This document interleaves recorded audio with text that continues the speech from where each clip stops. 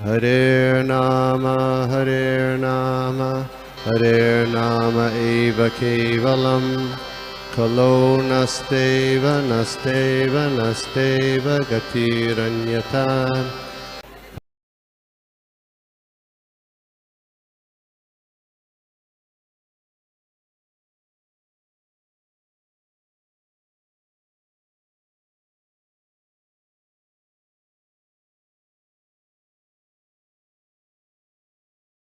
की जय श्रीपाद की जय। ओम नमो भगवते वासुदेवाय। ओम नमो भगवते वासुदेवाय। ओम नमो भगवते वासुदेवाय। नारायणं नमस्कृत्यं नरं चैव नरोत्तमं देवीं सरस्वतीं व्यासं नष्टप्रायेषु अपद्रेषु नित्यं भागवत सेवया भगवते उत्तमश्लोके भक्तिर्भवति नष्टकी भगवद्गीतान्दस्य ज्ञानञ्जनाशुद्धचक्षुः उपं करोति वाचालं पूर्णं लिङ्गयते गिरिं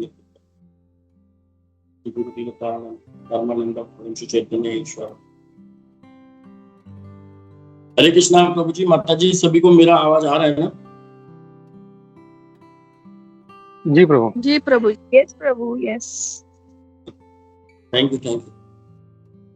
तो आज ये हम शुरुआत से पहले ही मैं सब गोपी मनोहर प्रभु, ऋषिकेश गोपी मनोहर प्रभु को धन्यवाद देना चाहता हूँ कि वो हमें सेवा में लगाते हैं, जिससे हमें आत्मशुद्धि का अवसर मिलता है। तो बहुत ही अच्छा ये टॉपिक है। जैसे कि हमें बताया जाता है कि हमें शुरू 10वें स्कंद पर या कोई भी अलग स्कंद उस पर नहीं जाना चाहिए, हमें क्रम वाइज आगे बढ़ना चाहिए। तो ये जो हम पढ़ रहे हैं इस श्लोक से हमें हमारी बुद्धि मजबूत होती है, हम अपने शास्त्रों को आगे प्रचार कर सकते हैं। कोई भी व्यक्ति हमसे कुछ प्रश्न करे तो हम उसका उत्तर उस हिसाब से हम दे सकते हैं। तो इसीलिए हमें क्रम वाइज और भक्तों के सानिध्य में ही आगे बढ़ना चाहिए, चाहे धीरे धीरे बढ़े, लेकिन धीरे धीरे बढ़ना चाहिए हमें। तो उसमें भगवान, गुरु, वैष्णव सभी प्रसन्न होते हैं। तो इसीलिए हम इसको आज जो हमारा स्कंद 3 और 12वां अध्याय का जो हम समरी पढ़ने जा रहे हैं, तो उसमें हमारे पास 57 श्लोक है। और 57 श्लोक में हम देखते हैं कि मैत्रेय मुनि विदुर जी से बता रहे हैं उनको कि कैसे कैसे क्या क्या ब्रह्मा की, कुमारों तथा अन्यों की सृष्टि। इससे पहले हमने देखा सृष्टि के विभाग, परमाणु से काल की गणना, किस तरीके से धीरे धीरे ये सृष्टि आगे बढ़ रही है। ब्रह्मा जी इसको बढ़ा रहे हैं आगे, उसमें फिर भगवान भी आएंगे, राम भी आएंगे, सारा इस तरीके से है इसमें। तो जब ये ज्ञान भगवान श्री कृष्ण उद्धव जी को दे रहे थे, तब मैत्रेय मुनि भी वहीं पर ही थे। और मैत्रेय मुनि ने भी यही ज्ञान भगवान से सीधे प्राप्त किया है। और जब विदुर जी उद्धव जी के पास जाते हैं तो वो सीमा का उल्लंघन न करते हुए वो मैत्रेय मुनि के पास भेजते हैं, जिससे ये वहां से शुरुआत होती है। तो हम देखते हैं कि ब्रह्मा जी जो है वो इस सृष्टि का निर्माण कर रहे हैं, लेकिन वो सेकंड क्रिएटर है। फर्स्ट क्रिएटर भगवान है, जो उनको सारे रॉ मटेरियल देते हैं, उनको बुद्धि देते हैं, उनको हर चीज की सुविधाएं उत्पन्न करते हैं, जिससे वो उसकी हेल्प, ब्रह्मा जी उनकी हेल्प से सारा सेवा करते हैं। एक सेकंड।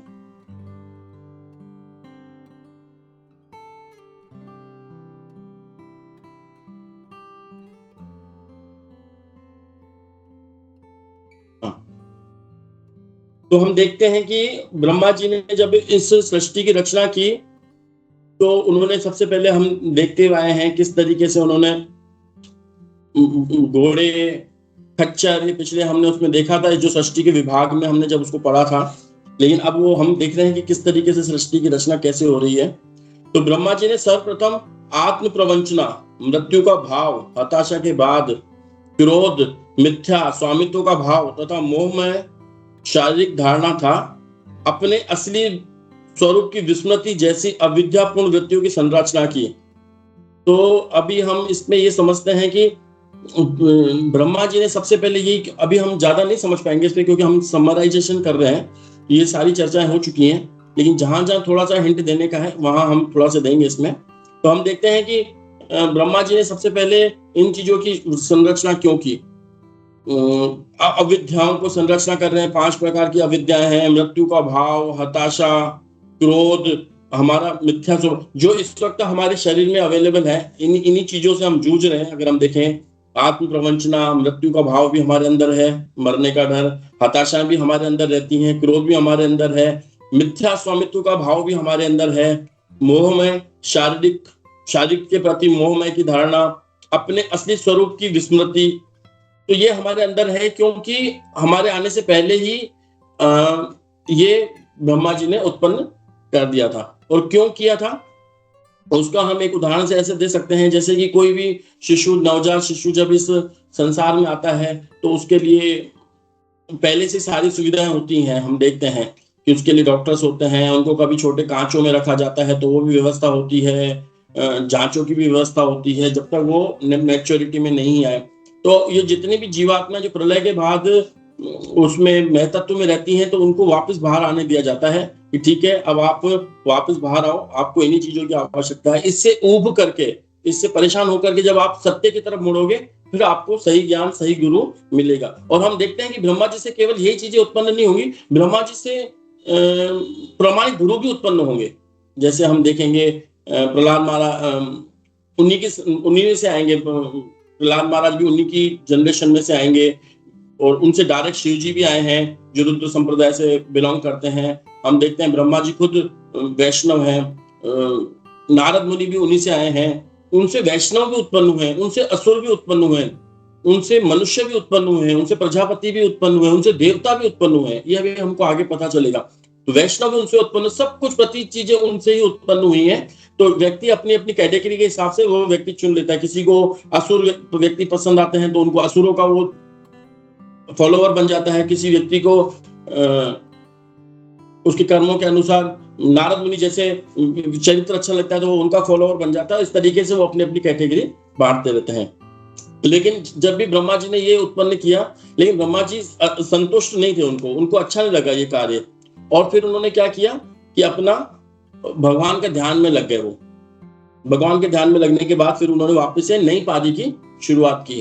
तो इससे हमको क्या सीख मिलती है? इससे हमको सीख मिलती है, कभी कभी हमारा मन विचलित होता है, कोई कार्य हम करते हैं उसमें हमारा मन नहीं लगता है, या हमारी रुचि के हिसाब से नहीं होता, लेकिन हमें करना पड़ता है। तो उस वक्त हमें क्या करना चाहिए? वो कार्य करने के बाद थोड़ी सी देर, 1 घंटा 2 घंटा बैठ करके भगवान के नाम का पवित्र कीर्तन करना चाहिए, भागवतम पढ़ना चाहिए, प्रवचन सुनना चाहिए, भगवान की डेटिस की सेवा करनी चाहिए। अगर हमारे मन में कुछ ऐसा आ गया है, कुछ मन हमारा खराब सा हो गया है क्योंकि हम भौतिक जगत में रहते हैं, तो यहाँ से हमको ब्रह्मा जी ये शिक्षा देते हैं कि उनका मन नहीं लगा, उनको कार्य करने में उनको रुचि नहीं थी, लेकिन फिर भी उन्होंने किया, लेकिन उसके बाद वो भगवान का ध्यान करने लग गए। तो हमें भी यही शिक्षा मिलती है कि हमें कुछ भी मन में कार्य ऐसा हो, नहीं करने का हो, लेकिन करना पड़ रहा है, तो हमें उसके बाद थोड़ी देर के लिए भगवान का एसोसिएशन करना चाहिए। उसके बाद भगवान बुद्धि देते हैं। उसके बाद उन्होंने वापस से क्या किया? ध्यान दिया भगवान में, और फिर उन्होंने सर्वप्रथम 4 पुत्रों को, चतुष कुमार को उत्पन्न किया। सनक, सनंद, सनत कुमार, सनातन को उत्पन्न किया। और ये भौतिकतावादी कार्यकलाप नहीं करना चाहते थे। इनको भौतिकतावादी कार्यकलाप से मतलब नहीं था, उन्हें ब्रह्मचारी बनना था, है ना।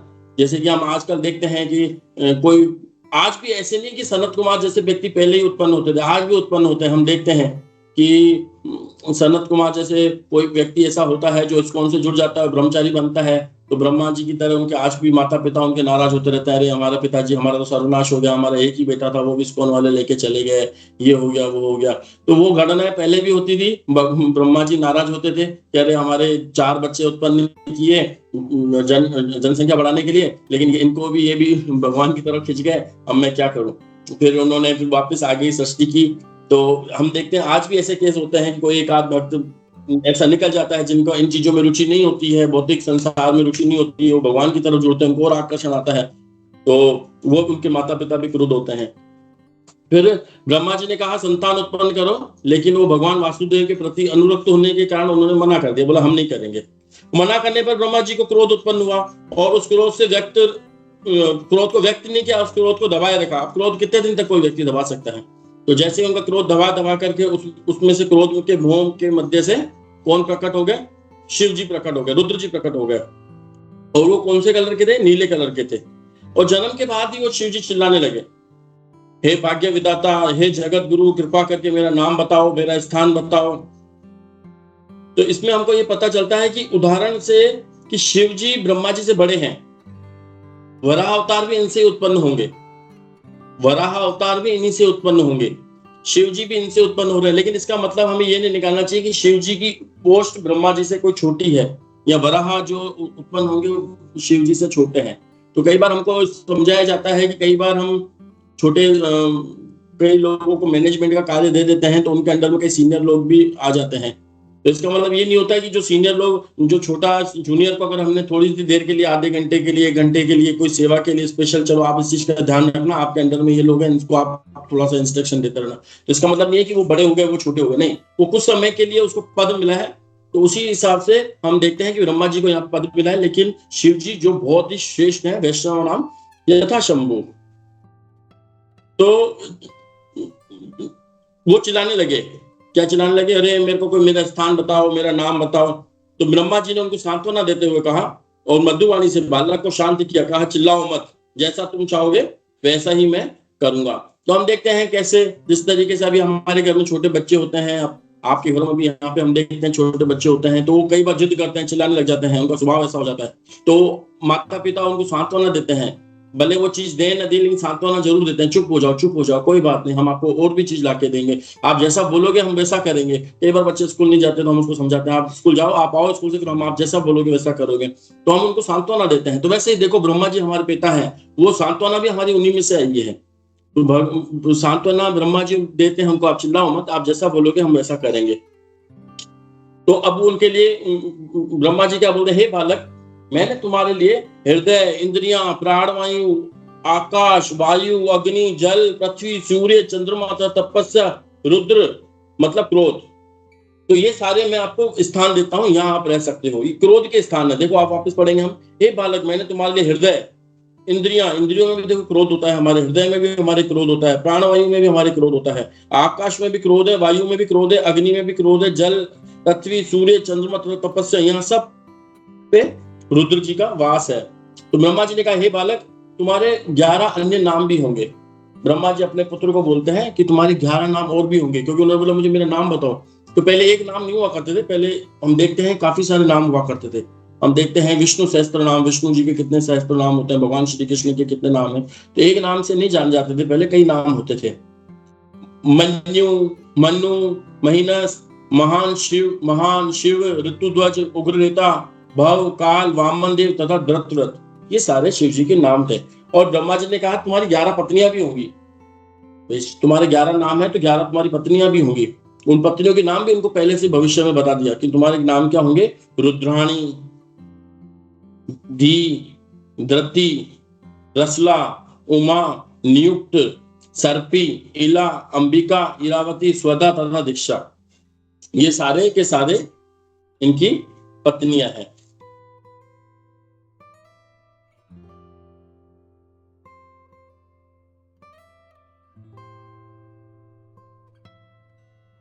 हे बालक, क्या बोलते हैं, हे बालक, अब तुमने अपनी पत्नियों के लिए मनोनीत नामों तथा स्थानों को स्वीकार करो, क्योंकि अब तुम जीवों के स्वामियों में से एक हो, अतः तुम व्यापक स्तर पर जनसंख्या बढ़ा सकते हो। अब उनको आदेश दिया कि आप जनसंख्या बढ़ाओ।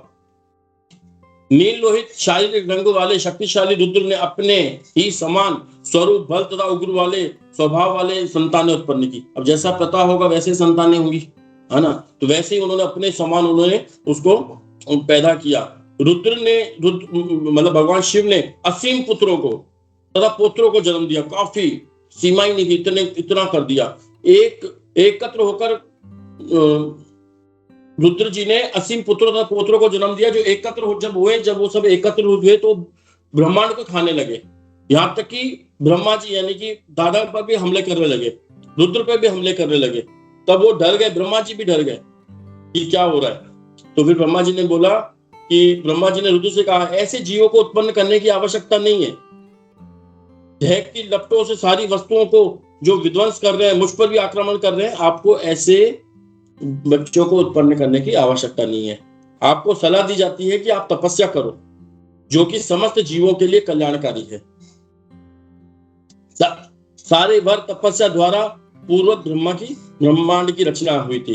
तो इसमें क्या लिखा हुआ है, सलाह दी जाती है कि तपस्या करो, फिर उनको सलाह दी जाती है कि आप तपस्या करो, और सारे वर तपस्या द्वारा ही प्राप्त होते हैं। कोई भी अगर हमें वर चाहिए तो हमें तपस्या करनी पड़ेगी।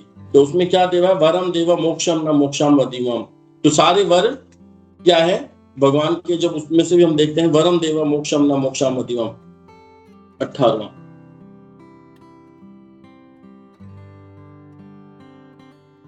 हे पुत्र, अच्छा हो कि तुम तपस्या में स्थित हो जो समस्त जीवों के लिए कल्याणप्रद है और तुम्हें सारे वर दिला सकती है। तो तपस्या किसकी हो रही है, भगवान की तपस्या हो रही है, भगवान श्री कृष्ण की तपस्या हो रही है, और जो सारे वरों को दे सकती है। एक तपस्या से सारे वर मिल सकते हैं, और तुम पूर्वत ब्रह्मांड की रचना कर सकते हो। ये हो गया 18। एकमात्र तपस्या से उन भगवान के पास पहुंचा जा सकता है जो कि प्रत्येक जीव के हृदय में है, साथ ही समस्त इंद्रियों की पहुंच के बाहर भी है। तो कितने अच्छे शब्द कह रहे हैं कि एकमात्र तपस्या से उन भगवान तक पहुंचा जा सकता है जो कि प्रत्येक जीव के हृदय में है। अभी हम जितने भी व्यक्ति यहाँ बैठे हैं, तो यानी कि देखिए भगवान हमारे कितने पास में है, बिल्कुल हृदय के अंदर है।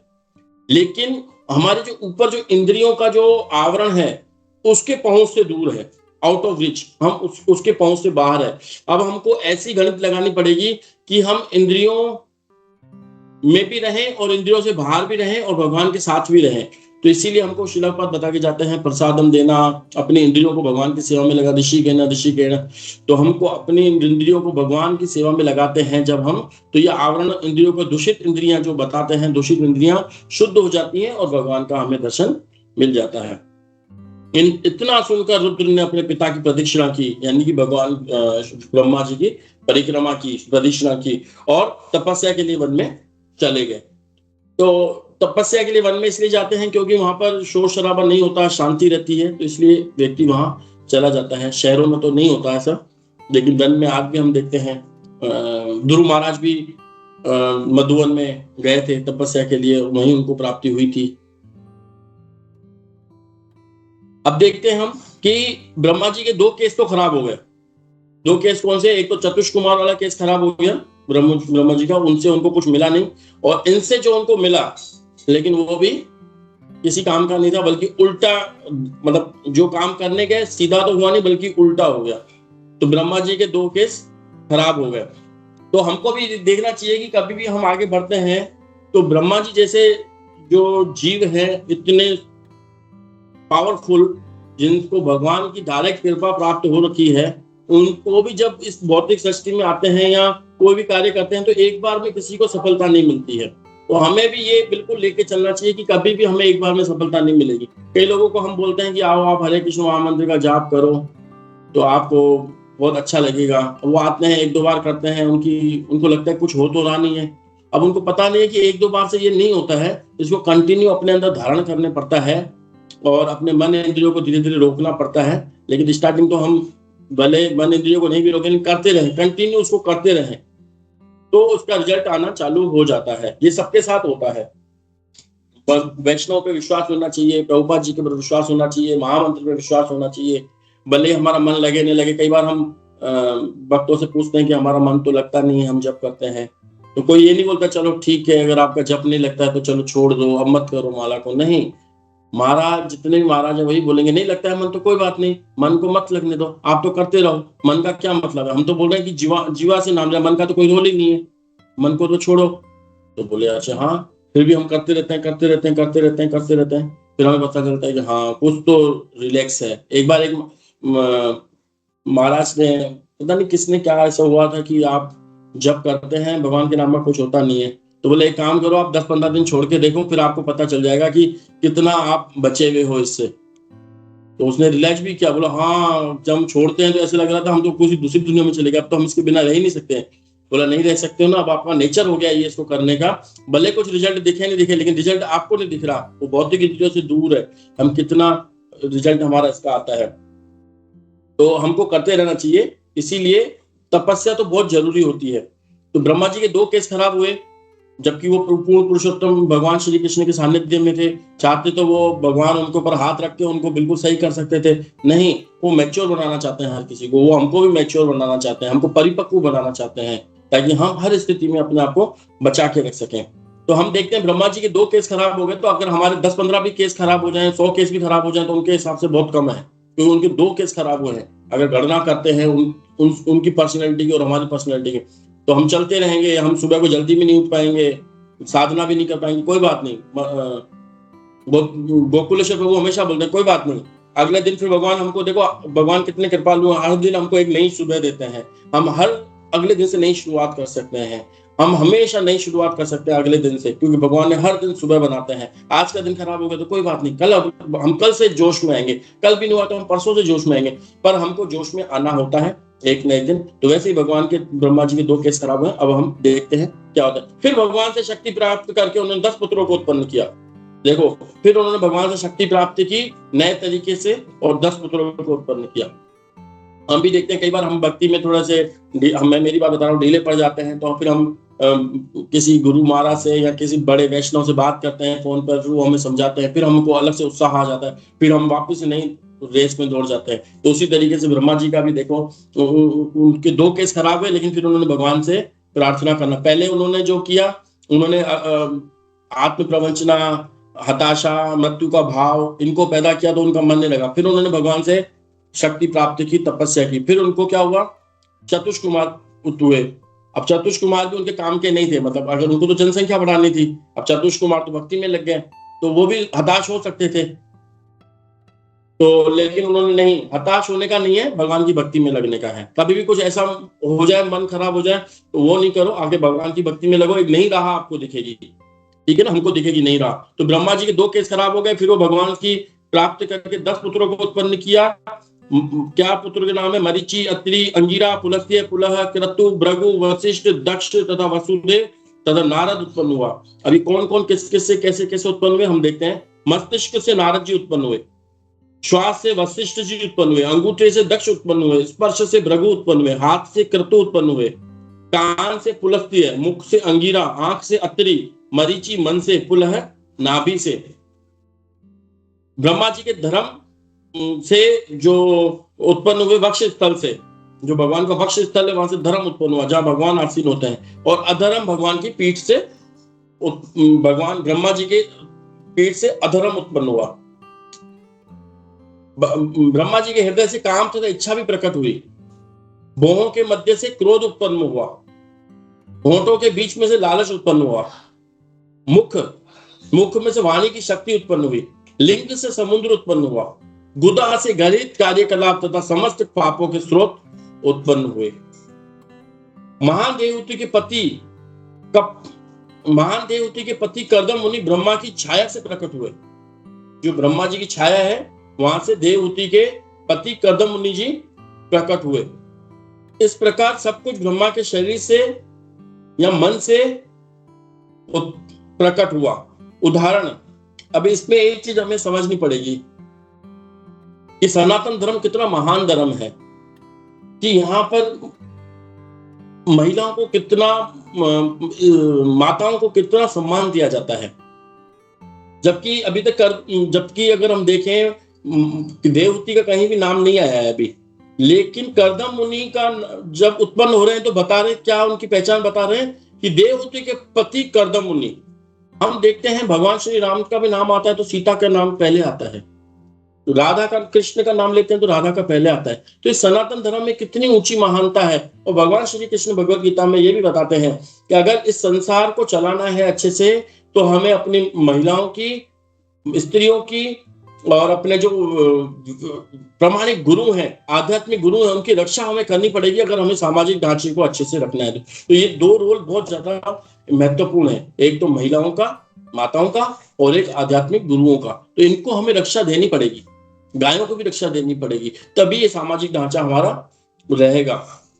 तो हम देखते हैं कि अभी अगर हम देखते हैं, ब्रह्मा जी जहां सबको उत्पन्न करें, देवहूति का नाम अभी तक मेरे हिसाब से आया नहीं है, अब आएगा देवहूति का नाम। कि महान देवहूति के पति कर्दम मुनि ब्रह्मा की छाया से प्रकट हुए। तो देवहूति के नाम से कर्दम मुनि को जाना जा रहा है। और जब हम आगे जाके देखेंगे तो देवहूति जी ने राजा की पुत्री उत्पन्न होने के बाद भी वो कर्दम मुनि जी की ऐसी सेवा करती हैं, जबकि कर्दम मुनि उनके ऊपर ध्यान भी नहीं देते हैं। ये आगे इसमें प्रकट आएगा किस तरीके से माताएं हमारे यहाँ पर हुई हैं जो सेवा करती हुई। जयदेव स्वामी महाराज की जी भी जो थे, उनकी भी वाइफ जो जिन्होंने भगवान जगन्नाथ जी की थे, तो उन्होंने भी काफी उनकी सेवा की थी। तो हम देखते हैं माताओं का बहुत बड़ा रोल रहता है भक्ति में। वाक नामक पुत्री ब्रह्मा जी के शरीर से उत्पन्न हुई और फिर जिस पर ब्रह्मा जी का मन यौन की ओर आकृष्ट हुआ और उनके ऊपर, जबकि उनके पुत्री का मन उनके ऊपर आसक्त नहीं था। अगर दोनों का आसक्त होता तो समझ में आता है, चलो ठीक है, लेकिन उनका तो मन उन पर आसक्त हो गया, लेकिन उनका उनके ऊपर नहीं हुआ। और इसमें एक चीज और भी है, समझना पड़ेगा हमें कि भागवतम जो है इसमें इसी कल्प का जरूरी नहीं है, जो इस वक्त जो हमारे ब्रह्मा जी हैं उन्हीं का मन आसक्त हुआ था। इसमें जब आप पढ़ोगे तो मैत्रेय मुनि बोलते हैं कि मैंने सुना है कि ब्रह्मा जी का मोह उत्पन्न लगा अपने पुत्री की तरफ, और जब उनके पुत्र भी बोलेंगे कि ब्रह्मा जी, पिताजी, ऐसा कभी आपने पूर्व जन्म में नहीं किया, ना आप आगे ऐसा करोगे, लेकिन इस बार आपको ऐसा क्या हो रहा है कि आप ऐसा करने के लिए जा रहे हो। तो उसमें हमें पता पड़ता है कि जो उसमें ये और बताते हैं कि ब्रह्मा जी बहुत अच्छी पॉइंट बताया कि भगवान का जो भागवतम जब उन्होंने चतुर श्लोक सुन लिए थे तो फिर उनसे ये गलती क्यों हुई, यानी कि इसमें हुई या पिछले में हुई उसका हम नहीं कह सकते हैं। ब्रह्मा जी और प्रभुपाद जी लिखते हैं इसमें, अगर उन्होंने चतुश्लोकी भागवतम सुना तो उनसे ये गलती नहीं होनी चाहिए थी, क्योंकि उसके बाद नारायण नमस्कृत्य नरम चैव नरोत्तमम नष्ट प्रायेषु भद्रेषु नित्यम भागवत सेवा। नित्यम भागवत की सेवा से जो यौन जो हमारे अंदर बैठा हुआ है घर बना करके, ये निकल जाता है। अगर ब्रह्मा जी ने सुना होता तो उनसे नहीं होता। तो यहाँ पे ये भी नहीं बता सकते हैं कि इस कल्प का हुआ कि पिछले कल्प हुआ। जब हम प्रभुपाद जी का पैराग्राफ पढ़ेंगे तो हमें पता चलता है। इस अनैतिकता के कार्य के कारण मुक्त होकर मरीचि इत्यादि ब्रह्मा के पुत्रों ने आदरपूर्वक कहा। पुत्र को समझाते हैं 30वें नंबर के श्लोक पे हमको चलना पड़ेगा।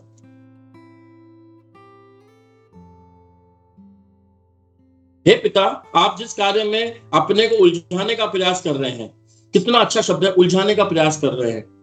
तो हम भी देखते हैं कि आज की जनरेशन में स्त्री पुरुष स्कूल में पढ़ते हैं, कॉलेज में पढ़ते हैं, अपने आप को उलझाते हैं इसमें। वो सोचते हैं कि हम सुलझ रहे हैं, पर सुलझते नहीं है बल्कि और उलझते जाते हैं। उसे न तो किसी अन्य ब्रह्मा द्वारा, देखो क्या लिखा हुआ है, हे पिता, आप जिस कार्य में अपने को उलझाने का प्रयास कर रहे हैं उसे न तो किसी अन्य ब्रह्मा द्वारा, न किसी अन्य के द्वारा, नहीं पूर्व कल्पों में आपके द्वारा कभी करने का प्रयास किया गया, नहीं भविष्य में कभी कोई ऐसा दुस्साहस करेगा। आप ब्रह्मांड के सर्वोच्च प्राणी हैं, अतः आप अपनी पुत्री के साथ संभोग क्यों करना चाहते हैं और अपनी इच्छा को वश में क्यों नहीं कर सकते हो।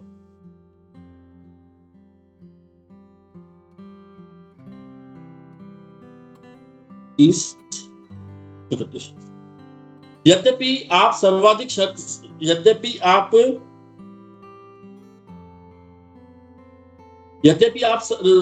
शक्तिमान जीव हैं, किंतु यह कार्य आपको शोभा नहीं देता, क्योंकि सामान्य लोग आध्यात्मिक उन्नति के लिए आपके चरित्र का अनुकरण करेंगे। 32 तो उनके पुत्र भगवान से प्रार्थना करने लगे कि धर्म की रक्षा के लिए वर्णन करते हैं वहां पर कि धर्म, जो ये धर्म है, पिता अपनी पुत्री से दूर रहे, उनका सम्मान करे, ये एक धर्म है। तो इसके लिए हमको भगवान श्री कृष्ण से प्रार्थना करनी पड़ती है, ताकि धर्म की स्थापना के लिए भगवान आते हैं। तो हमें हमेशा कोई भी धर्म की स्थापना करनी हो तो हमें भगवान से ही प्रार्थना करनी चाहिए। और अपने पुत्रों की बातें सुनकर ब्रह्मा जी लज्जित हुए। तुरंत ही उन्होंने अपने द्वारा धारण किया गया शरीर त्याग दिया और वही शरीर भयावह कोहरे के रूप में चारों दिशाओं के रूप में प्रकट हुआ। तो हमें यहाँ पर और शास्त्रों से क्या देखने को मिलता है कि पहला तो ये कि ब्रह्मा जी ने केवल इच्छा प्रकट की थी अपनी पुत्री के साथ, अभी कुछ ऐसा हुआ नहीं था। लेकिन जब उनको पता चला कि पुत्री मेरे से इंटरेस्टेड नहीं है, और फिर जब भाइयों पुत्रों को पता चल गया तो वो लज्जित हुए और उन्होंने अपना शरीर छोड़ दिया। तो उसी पे एक और उदाहरण आता है, छोटा हरिदास चैतन्य महाप्रभु की लीला में आते हैं छोटा हरिदास। और छोटा हरिदास भी एक बार उनका आसक्त हो गया था किसी स्त्री के प्रति मन, और वो प्रसाद लेके आ रहे थे और चैतन्य महाप्रभु ने जैसे ही प्रसाद खाया तो उनको पता चल गया, बोले ये प्रसाद कौन लेके आया, बोले ये, और वो सब समझ गए, और सब समझ गए तो उन्होंने उनको त्याग कर दिया। और त्याग करने के बाद 1 साल तक वो उनकी इंतजार करते रहे जगन्नाथ जी मंदिर के बाहर। चैतन्य महाप्रभु जब भी आते थे उसकी तरफ देखते भी नहीं थे, अंदर चले जाते थे। और ये बहुत बड़ी स्टोरी है, कभी हम अभी तो समराइजेशन में नहीं बता सकते, लेकिन फिर भी लास्ट में 1 साल बाद छोटा हरिदास ठाकुर ने क्या कर दिया था, आत्महत्या कर ली थी, मतलब खुदकुशी कर ली थी, अपना शरीर छोड़ दिया था वो शरीर, क्योंकि उनको लगा कि अब मेरा शरीर ये किसी काम का नहीं है, ये दूषित शरीर हो चुका है, तो उन्होंने उसका त्याग कर दिया था। और वैसे ही हमने सुना है विष्णुजन स्वामी महाराज भी जो प्रभुपाद जी के भक्त थे, उनका भी साथ भी सेम ऐसा ही केस हुआ था, तो उन्होंने भी अपने शरीर का त्याग सुसाइड करके उन्होंने ऐसा शरीर को कर दिया था। तो हमें पता चलता है कि इन बड़े बड़े सिद्धांतों से पता चलता है कि ये कितना गहन कार्य है और इनसे हमें अपने आप को कैसे बचा के रखना चाहिए। तो ब्रह्मा जी पिछली सृष्टि के कल्प के बारे में सोच रहे थे, अब मतलब उनको नया शरीर मिल चुका है इस श्लोक के हिसाब से। ब्रह्मा जी पिछली सृष्टि के कल्प में के बारे में सोच रहे थे तो उनके चारों वेद उनके मुखों से उत्पन्न हो गए। 34वां श्लोक। एक बार जब ब्रह्मा जी सोच रहे थे विगत कल्पों की तरह लोगों की सृष्टि कैसे की जाए, तो चारों वेद उनके मुखों से प्रकट हो गए। अब इसमें एक लाइन हमें समझनी है प्रभुपाद जी की, जिस तरह अग्नि बिना दूषित हुए हर वस्तु को शार कर सकती है, उसी तरह भगवत कृपा से ब्रह्मा की महानता रूपी अग्नि ने उनकी पुत्री के साथ पापपूर्ण यौनाचार की इच्छा को शार कर दिया। यानी कि भगवत कृपा से ब्रह्मा की महानता रूपी अग्नि ने, भगवान की जो महानता रूपी जो अग्नि थी ब्रह्मा जी की, उसने उस पापपूर्ण यौनाचार को इच्छा को शार कर दिया। जैसे अग्नि कितनी भी गंदगी को जलाते हैं हम, बाहर घर के कचरा बाहर होता है, हम किसी भी अग्नि को उस कचरे को जलाते हैं, लेकिन अग्नि उससे प्रभावित नहीं होती है ना, बल्कि उस कचरे को शार कर देती है।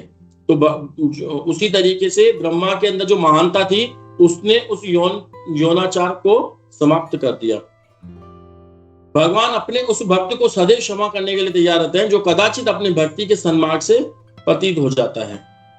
अगर कभी कभी हमारे साथ भी अगर ऐसा हो जाए तो भगवान हमें क्षमा करते हैं, जानबूझ के नहीं, है ना। ये इससे हमको मिलता है। श्लोक 33 34 भी हो गया।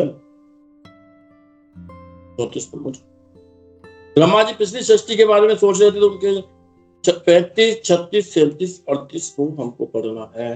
तो अब इसमें देखना है, अग्नि यज्ञ को समाहित करने वाली 4 प्रकार की 7 समाधि प्रकट हुई। अभी देखो इसमें ये जो प्रकट हो रहे हैं कुछ ऐसी वस्तुएं जो अभी हमारे उसमें काम नहीं आएंगी प्रचार में, ये ब्राह्मणिकल है। अभी ना हम यज्ञ करते हैं ना कुछ करते हैं, तो हमारे लिए ये केवल एक पढ़ने के लिए है, इसको समझने के लिए नहीं है, क्योंकि ब्राह्मण जो यज्ञ वगैरह करते हैं उनके लिए है। हम तो प्रचार करते हैं, कैसे लोगों को प्रचार कर सके, तो उनके लिए हमें क्या है वो देखना है। अग्नि यज्ञ को समाहित करने वाली 4 प्रकार की 7 समाधि प्रकट हुई। ये प्रकार है यज्ञकर्ता, होता, अग्नि तथा उपवेदों के रूप में संपन्न कर्म। धर्म के 4 सिद्धांत भी उत्पन्न हुए, सत्य, तप, दया, शौच। इन चारों आश्रमों के कर्तव्य भी प्रकट हुए। ये आगे आएगा। विदुर ने कहा, हे तपोधन महामुनि, कृपया मुझे यह बतलाएं कि ब्रह्मा ने किस तरह उसकी सहायता से उस वैदिक ज्ञान की स्थापना की जो उनके मुख से निकला था। अब इसको हम कैसे समझें कि स्थापना की।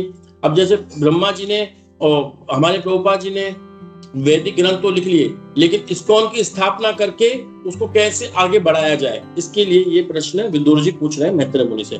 मैत्रेय मुनि ने कहा, ब्रह्मा के सामने मुख से प्रारंभ होकर क्रम से 4 वेद ऋक, यजु, साम और अथर्व आविर्भूत हुए। तत्पश्चात इसके पूर्व अनुचारित वैदिक स्रोत, पौरोहित, अनुष्ठान, पाठ की विषय वस्तु तथा दिव्य कार्यकलाप एक एक करके स्थापित होते गए। उन्होंने औषधि विज्ञान, देखो औषधि विज्ञान यानी कि जो आयुर्वेद, औषधि विज्ञान, सैन्य विज्ञान, संगीत कला तथा स्थापत्य विज्ञान की भी सृष्टि वेदों से की।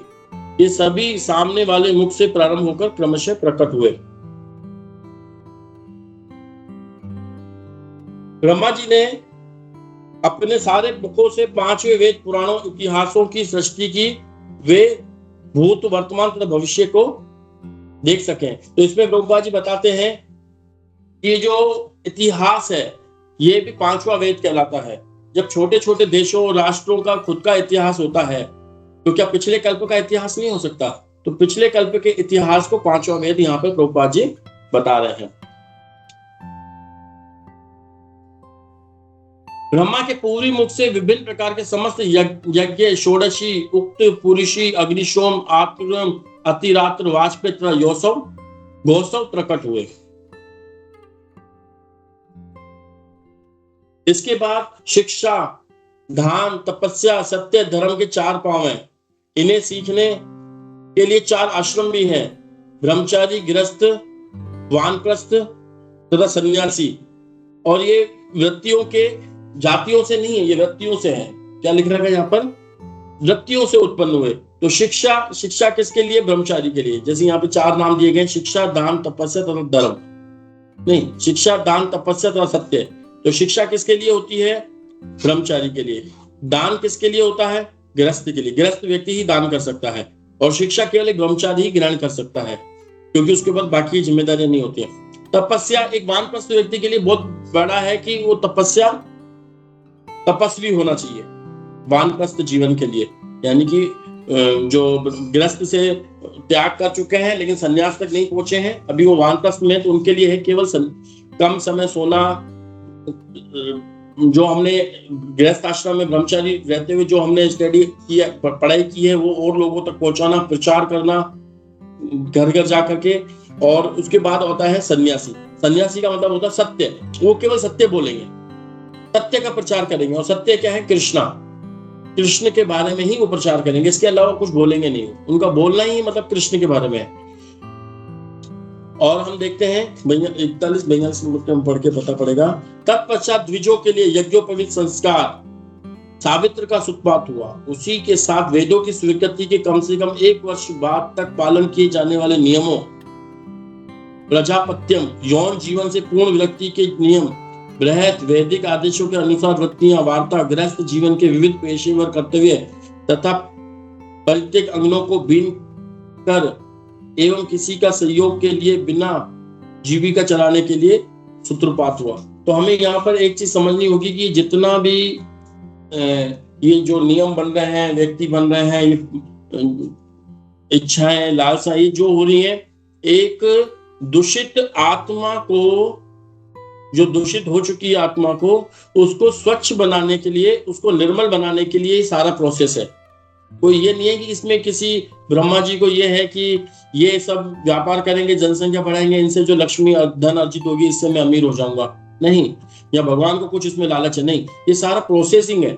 जैसे हम देखते हैं बड़ी बड़ी फैक्ट्रियों में कुछ मेटल्स बनते हैं, जैसे टीन शेड बनते हैं, तो वो जो छोटा छोटा लोहा होता है, या हम देखते हैं कि कोई भी बाल्टी बनती है या कुछ भी चीज बनती है, तो उसको बनने से पहले वो रॉ मटेरियल के रूप में होता है, लेकिन वो एक मशीन के अंदर जाता है, एक प्रोसेस होता है, उसके बाद एक नया आकार निकल जाता है। तो ये जो ब्रह्मा जी जो इस सृष्टि की रचना कर रहे हैं, इस सृष्टि की रचना का एक मात्र कारण यह है कि जो दूषित आत्मा महत्त्व में बैठी है वो यहाँ पर आकर के प्रोसेस हो करके और वो फिर एक शुद्ध आत्मा बन करके भगवान के धाम में चला जाए, इसके लिए होता है। लेकिन कभी कभी इसमें भी कुछ ऐसे लोग आ जाते हैं जो गड़बड़ी कर देते हैं, जिससे वो बिल्कुल पतन ज्यादा हो जाता है, वो हम सब समझते हैं। तो हम देखते हैं कि हम जब कभी मैं जो देखा है मैं आपको बताता हूँ।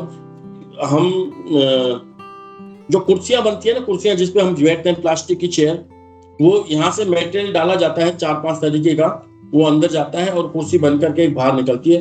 लेकिन कभी कभी अंदर एयर की प्रॉब्लम आ जाती है, या कभी कुछ अलग से प्रॉब्लम हो जाती है, हीटिंग की प्रॉब्लम हो जाती है उस मशीन के अंदर, तो अंदर से मटेरियल जाता है, लेकिन यहाँ से कुर्सी बनने की बजाय कुर्सी बनती है, लेकिन कुछ और डिजाइन वगैरह बन करके बाहर आ जाती है, यानी कि प्रोसेस में कुछ कमी आ जाती है। फिर उस प्रोसेस को मैनेजर इंजीनियर के द्वारा सही करा के निकाला जाता है। तो वैसे हम देखते हैं यहाँ पे समय समय पर जब प्रोसेस खराब होता है तो भगवान स्वयं आते हैं, या अपने शुद्ध भक्त प्रभुपाद जी को भेजते हैं, और फिर जाकर के वापस ढांचा सही करते हैं, फिर व्यक्ति उसमें सही व्यक्ति निकलने लग जाते हैं। जैसे अभी 60-70 साल पहले अगर हम देखें, प्रभुपाद जी जब नहीं थे तो वो ढांचा खराब हो गया था, तो मैं तत्व से मतलब जो भी आत्माएं आ रही थी थी, वो वापस घूम फिर के नीचे की तरफ जा रही थी, उनको जहाँ जाना चाहिए था वहाँ। फिर प्रभुपाद जी ने आके ढांचा सही किया, फिर वो उस प्रोसेस में कुछ आत्माएं आ रही हैं और आत्मा होकर के वो डिलीवर भी हो रही हैं। इस तरीके से हम इसको समझ सकते हैं।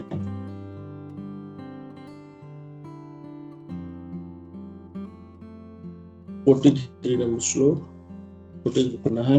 वानप्रस्थ जीवन के 4 विभाग है, वैखानस, वालखित्य, औदुंबर तथा फेनम।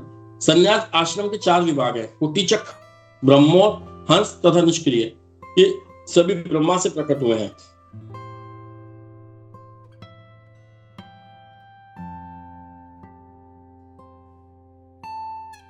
तर्क शास्त्र, विज्ञान, जीवन के वैदिक लक्ष्य, कानून तथा व्यवस्था, आचार संहिता, भू भुव स्व नामक विख्यात मंत्र सब ब्रह्मा के मुख से प्रकट हुए और उनके हृदय से प्रणव ओंकार भी प्रकट हुआ।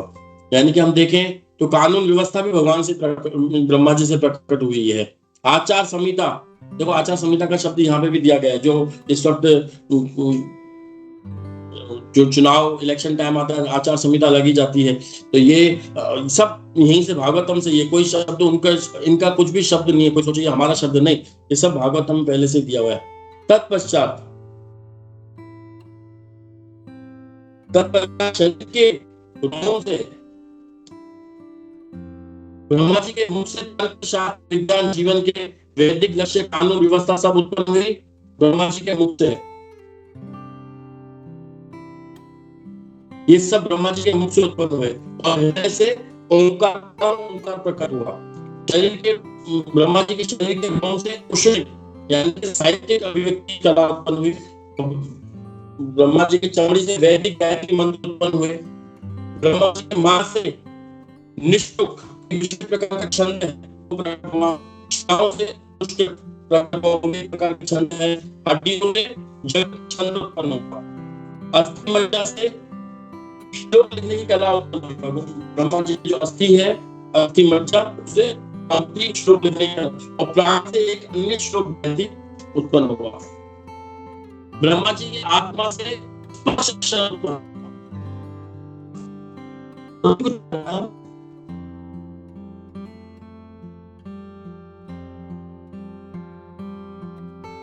हरे कृष्ण जी,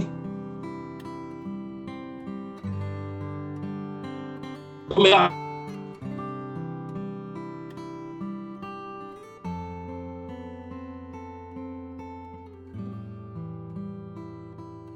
हरे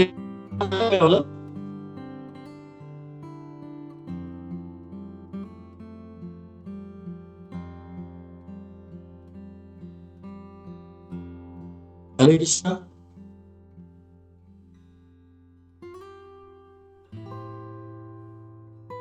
सबको ये आवाज ब्रेक हो रहा है, सभी को फील हो रहा है? तो आवाज नहीं आ रही है? अब ब्रेक हो रही है काफी। सबको आ रहा है, क्लियर आ रहा है? नहीं प्रभु जी, वो ब्रेक हो रहा है। या करेक्ट, मैं इसलिए मैं बोल देता हूँ। आपका आवाज थोड़ा सा ब्रेक हो रहा था। शुरू नहीं समझ रहा प्रभु आप क्या बोल रहे हैं।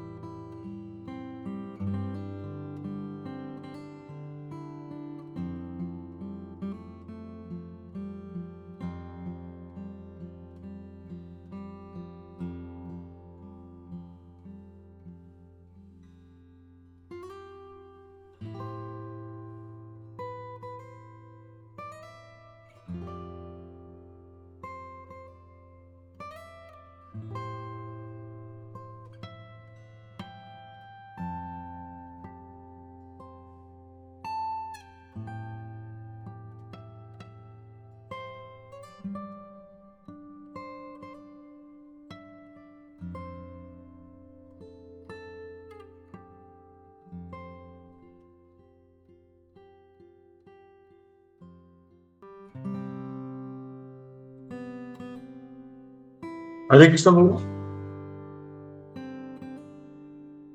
हरे कृष्ण प्रभु जी। प्रभु ओके, हाँ अभी अभी बढ़िया है प्रभु। ठीक है प्रभु। वापस पीछे से जाना है या जहाँ से मैं बोल रहा हूँ वहीं से स्टार्ट करूँ? थोड़ा सा लास्ट का 2 मिनट हमको सुनाई नहीं दिया था।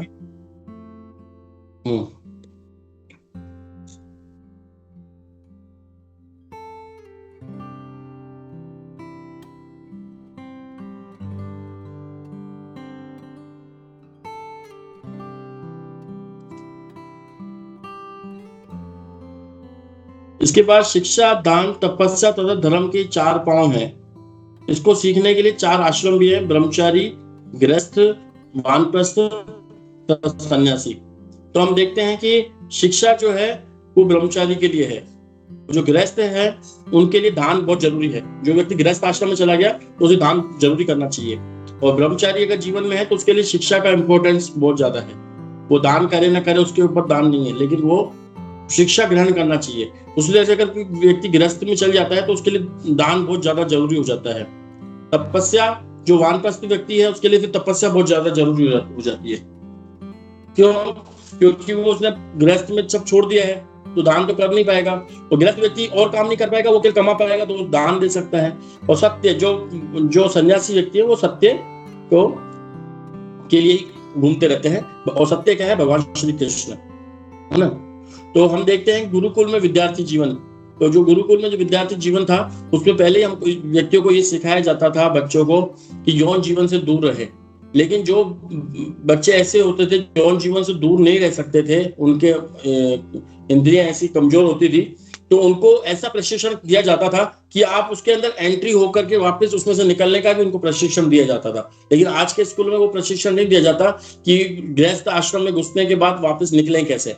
तो पहले के समय में ये भी हमें बताया जाता है कि आपका इतना समय है, इतने समय में आप ये करोगे तो यहाँ से आपको ऐसे बाहर निकलने का है, और इतने समय में हमको सारा काम करना होता है। तो हम देखते हैं कि ब्रह्मा जी के मुख से तर्क, शास्त्र, विज्ञान, जीवन के वैदिक सत्य, कानून तथा व्यवस्था, आचार संहिता, भू भुव स्व नामक विख्यात मंत्र सब ब्रह्मा जी के मुख से उत्पन्न हुए। और ब्रह्मा जी के हृदय से प्रणव ओंकार उत्पन्न हुआ। और ब्रह्मा जी के शरीर से उष्णिक साहित्य अभिव्यक्ति के कला भी उत्पन्न हुई। चमड़ी, जो ब्रह्मा जी की चमड़ी है उसे वैदिक गायत्री मंत्र उत्पन्न हुए। मांस से, जो इनका मांस है, त्रिष्टुप एक विशेष प्रकार का छंद है वो उत्पन्न हुआ। शिराओं से एक अनुष्टुप एक प्रकार का छंद है वो उत्पन्न हुआ। हड्डियों से जगती नामक छंद उत्पन्न हुआ। अस्थि मज्जा, जो अस्थि मज्जा होती है उससे, ब्रह्मा जी के अस्थि मज्जा से पंक्ति श्लोक लिखने की कला उत्पन्न हुई। प्राणों से, जो उनसे प्राण है ब्रह्मा जी के, उसे एक अन्य श्लोक बृहति नामक उत्पन्न हुआ। ब्रह्मा जी की आत्मा से स्पर्श अक्षर उत्पन्न हुआ। शरीर से स्वरों के रूप उत्पन्न हुए। और जो ब्रह्मा जी की इंद्रियां हैं उससे सूक्ष्म अक्षरों के रूप प्रकट हुए। और बल से अंत दृढ़ अक्षरों की रूप में प्रकट हुए।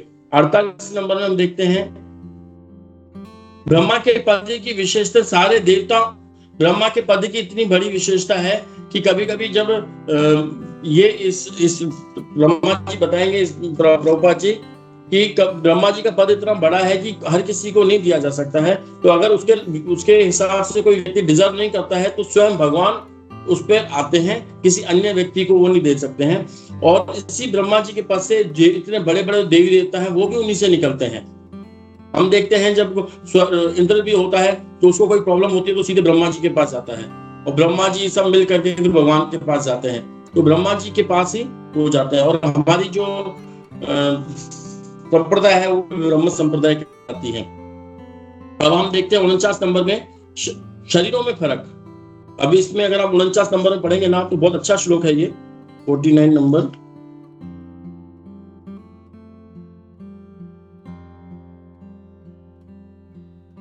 तत्पश्चात ब्रह्मा ने दूसरा शरीर धारण किया जिसमें यौन जीवन निषिद्ध था, और उस तरह वे आगे से सृष्टि में लग गए। तो हम देखते हैं कि शरीर भी अलग अलग प्रकार के होते हैं।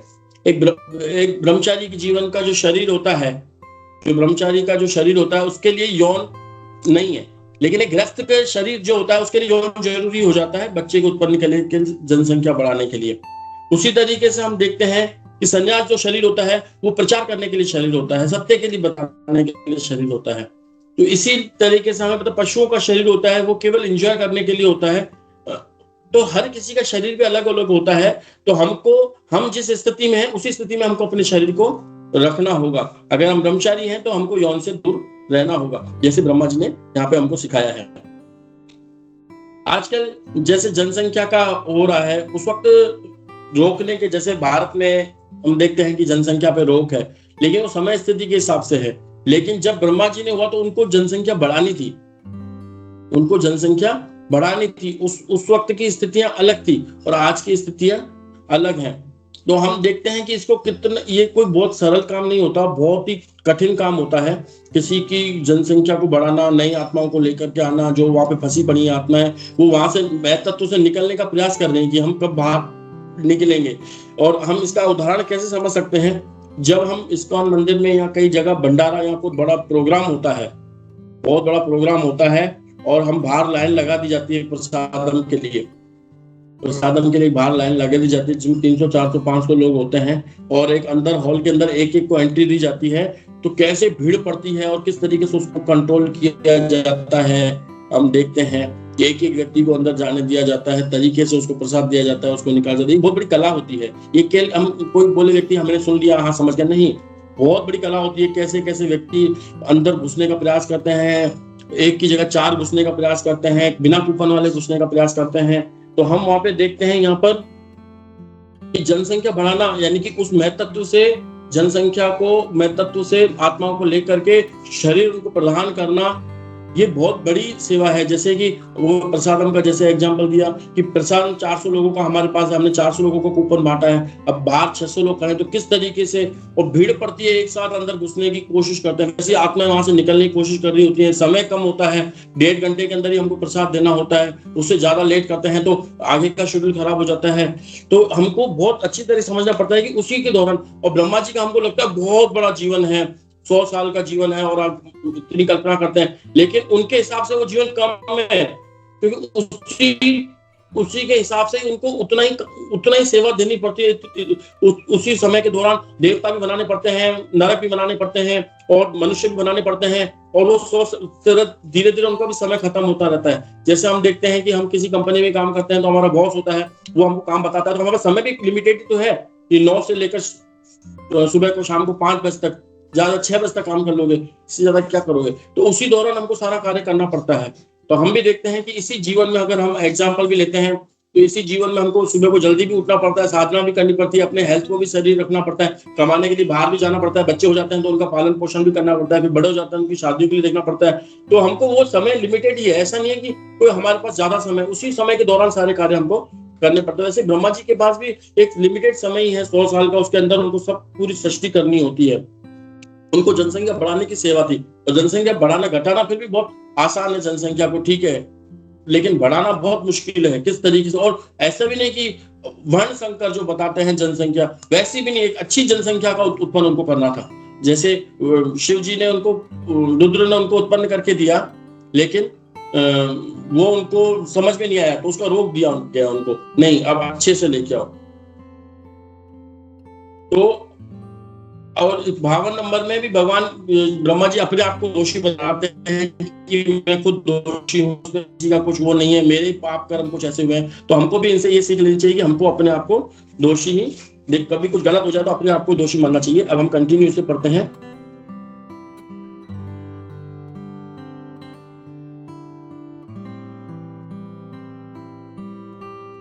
ब्रह्मा ने अपने आप सोचा, हाय ये कैसी विचित्र बात है कि मेरे सर्वत्र फैले रहने पर भी ब्रह्मांड भर में जनसंख्या अब भी अपर्याप्त है। वो चिंता कर रहे हैं, इस दुर्भाग्य के कारण एकमात्र भाग्य के अतिरिक्त और कुछ भी नहीं है, मेरा भाग्य ही ऐसा है। तो हमेशा अपने आप के भाग्य को कोसना चाहिए, किसी को नहीं बोलना चाहिए, क्योंकि अगर हम किसी को बोलते हैं, किसी ने हमारे साथ गलत किया, अगर हम किसी का उसका प्रचार करते हैं, तो जो उसको दंड मिलता है वही दंड हमें भी मिलेगा। इसलिए हमको अपने कभी प्रचार नहीं करना चाहिए कि कोई हमें साथ गलत भी कर जाए तो सोचना चाहिए नहीं हमारे कर्मों का फल है। जब वे इस तरह विचार में थे, अलौकिक शक्ति को देख रहे थे, तो उनके शरीर से 2 अन्य स्वरूप प्रकट हुए। वे अब भी ब्रह्मा के शरीर के रूप में विख्यात हैं। एक स्त्री और एक पुरुष हुए, जो हम देखते हैं आगे जाकर के। और वो स्त्री पुरुष दोनों संयुक्त रूप में एक साथ संयुक्त हुए उनसे, और वो कौन कौन थे? एक तो मनु, स्वयंभू मनु, और दूसरे शत्रुपा। अब उनसे इनसे जिनसे एक का नर रूप था वह स्वयंभू मनु कहलाया, और नारी शत्रुपा कहलाई महात्मा मनु की रानी के रूप में जानी गई। और ये भी ब्रह्मा जी बताया जाता है इसमें, अगर हम पढ़ेंगे ना आगे, तो ये ब्रह्मा जी है, इनकी कोई उत्पत्ति नहीं, इनके शरीर का विस्तार ही है। तत्पश्चात उन्होंने संभोग द्वारा क्रमशः एक एक करके जनसंख्या की पीढ़ियों में वृद्धि की। यानी कि ब्रह्मा जी ने कभी संभोग नहीं किया, लेकिन उनसे दो शरीर, एक स्त्री का एक पुरुष का उत्पन्न हुआ, एक की मूछें थी और एक के वक्षस्थल थे, जिससे वो दोनों ने संभोग किया, फिर जनसंख्या की दृष्टि बढ़ी। हे भरत पुत्र, समय आने पर मनु ने शत्रुपा से 5 संतानें उत्पन्न की, जिनका बहुत अच्छा वर्णन आगे आएगा। 2 पुत्र प्रियव्रत और उत्तानपाद, जिससे हमें ध्रुव चरित्र पता चलेगा उत्तानपाद से, और 3 कन्याएं आकुति, देवहूति तथा प्रसूति, और देवहूति से कपिल मुनि जी आएंगे, जो बहुत सांख्य योग का दर्शन देंगे हमें, और किस तरीके से संसार में बच्चे की उत्पत्ति भी कैसे होती है हमारे गर्भ के अंदर, महिलाओं के अंदर, ये भी सारा कपिल देव बताएंगे अपनी माता को। पिता मनु ने अपनी पहली पुत्री आकुति रुचि मुनि को दी, अंजलि पुत्री देवहूति कर्दम मुनि को, और सबसे छोटी पुत्री प्रसूति दक्ष को दी। इस उनसे सारा जगत जनसंख्या से पूरित हो गया। इस प्रकार श्रीमद् भागवत के 33 स्कंध के अंतर्गत कुमारों तथा अन्यों की सृष्टि 12वें नामक अध्याय के भक्ति वेदांत तात्पर्य पूर्ण हुए। श्रील प्रभुपाद की जय।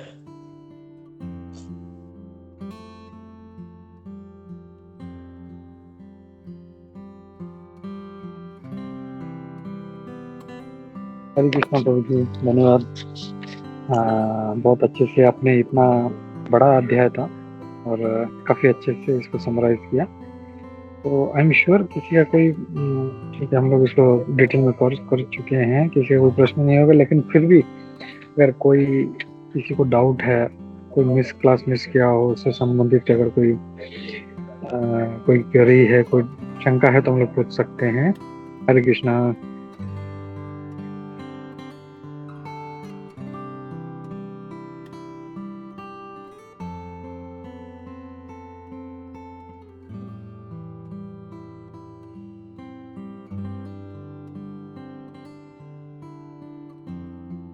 हरे कृष्णा प्रभु जी। प्रभु हरे कृष्णा प्रभु, दंडवत प्रणाम। फर्स्ट ऑफ ऑल प्रभु, थैंक यू सो मच प्रभु। मतलब इतना बड़ा अध्याय को आपने इतने सरल से और इतने टाइम में प्रभु आपने उसको इतने अच्छे से संक्षेप में आपने समरी वाइज में बताया प्रभु। तो thank you so much Prabhu for that. मतलब इतना अच्छा डिटेल में आपने हर एक ये पढ़ के आपने सुनाया प्रभु, बहुत अच्छा लगा प्रभु। Thank you so much for that प्रभु। हरे कृष्णा। हरे कृष्णा।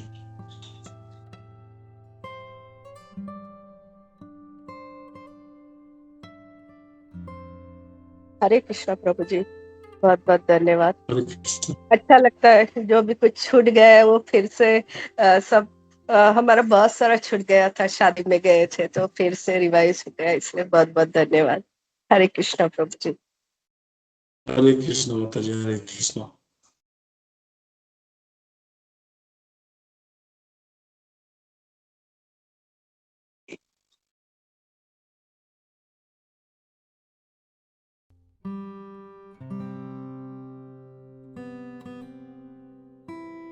या हरे कृष्णा। आई थिंक लगता है किसी का कोई प्रश्न नहीं है और टिक्का टिप्पणी नहीं है, तो हम लोग रुकते हैं यहाँ पे। तो जी फिर से एक बार बहुत बहुत धन्यवाद। आपका समराइजेशन बहुत ही अच्छा होता है। मैं पर्सनली इसको बहुत लाइक करता हूँ, इसके लिए जो हम लोग आपसे इसको श्रवण करते हैं। तो थैंक यू प्रभु, ऐसे ही करते रहिए। और हम लोग रुकते हैं यहाँ पे और नरसिंह आरती लेते हैं हम लोग। हरे कृष्णा, नमः प्रणाम। ग्रंथराज श्रीमद् भागवतम की जय, श्रील प्रभुपाद की जय, इस्कॉन गुरु वृंद की जय, सभी उपस्थित भक्त वृंद की जय।